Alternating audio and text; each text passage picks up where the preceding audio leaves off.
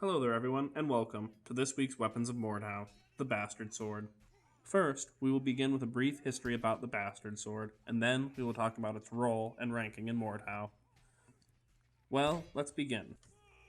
First and foremost, a Bastard Sword is essentially a type of longsword that was often lighter than the typical longsword.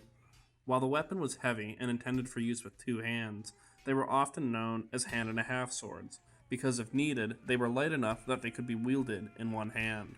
Like the longsword, the mass and length of the Bastard Sword could vary extensively, but a Bastard Sword could be from 1 kilogram to about 1.5 kilograms, with the length being fairly similar to that of a longsword, about 90 to 130 centimeters in total length. The Bastard Sword came into prominent use in England and France in the 15th or 16th centuries. In its initial form, it was just like your standard longsword. But as time went on, the weight of the longsword was reduced, as better steel could be used, amongst other factors, resulting in a smaller, thinner blade, retaining the same, and in some cases, greater strength, yielding what we now call the Bastard Sword.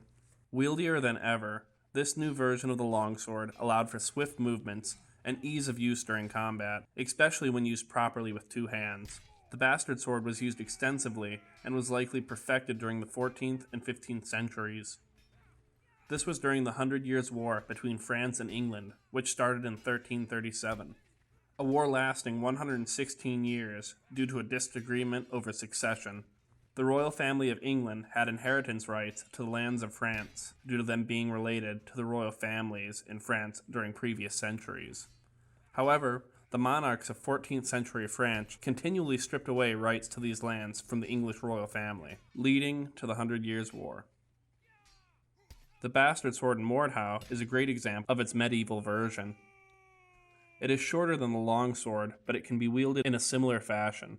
The Bastard Sword is also slightly weaker, a bit faster, and it has a different alternate mode when compared to the longsword. While extremely similar to one another, these swords are very different.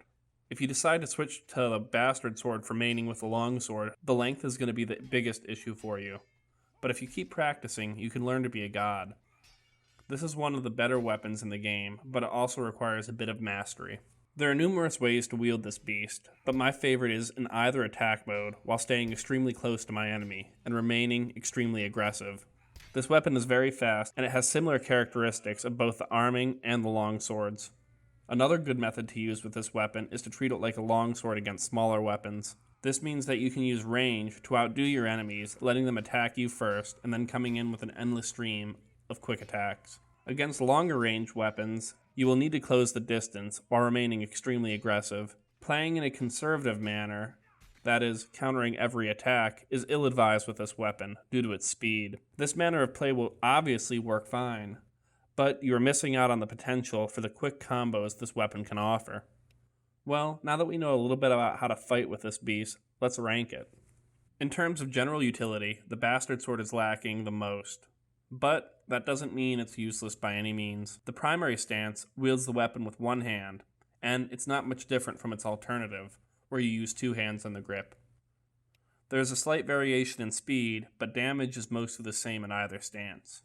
This is obviously due to the fact that the weapon is to be wielded with a shield occasionally, so it will retain score in respect to that. 3.5 out of 5 in terms of general utility. In terms of dueling effectiveness, this thing is great. It has slightly less damage than the longsword, but it will kill in 2 to 5 hits. Its quick speed means that if you are decent at Mordhau, you can easily outdo most of your foes with a little bit of practice. And if you main this weapon, you can be a god. 5 out of 5 in terms of dueling effectiveness. In terms of team play, the Bastard doesn't mess around. You can use it solo, wrecking scrubs on the front lines, or turtle up behind a shield for a more utilitarian approach with your teammates. In terms of team play, it will receive 4.5 out of 5. Now, this thing is downright gorgeous, and to add to it, the developers have given us a plethora of cosmetic options. This is one of the very few weapons in the game to have 2 special skins, and both are beautiful. Currently, I'm using the engraved skin, but I cannot wait to unlock this new one. 5 out of 5 in terms of visual appeal. That means the Bastard Sword will receive 18 out of 20 score. One of the best weapons in the game, without a doubt. It just takes a bit of practice to learn. Well, that's it for this video, everyone. Thank you all so much for watching. If you enjoyed this video, go ahead and like it down below to help promote my channel. As always, go ahead and comment down below for next week's Weapons of Mordhau, and I will see you all in the next guide video on movement later this week.